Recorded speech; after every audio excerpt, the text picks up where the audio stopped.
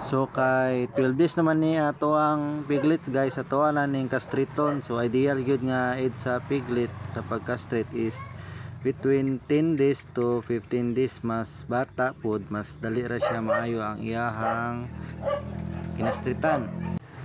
Pero na mga dagkong farms guys nga naga-practice og castration below 7 days old or 1 week old.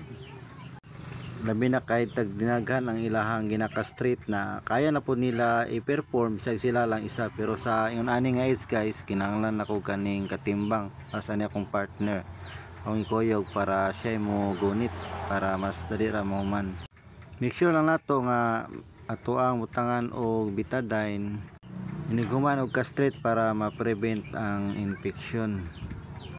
Nya additional test pod sa mga bago pa namuhi og anay naibakte nga dili kayan lang ninyo nga dili mabasa ang inyong piglet para maiwasan ang scouring o kalibangaon ang baktin kay sensitive pa kay sila sa tugnaw. Labi nagligo na to ang anay kayan lang gyud nga dili mabasa ang piglet. So kato lang guys sa karon, thanks for watching.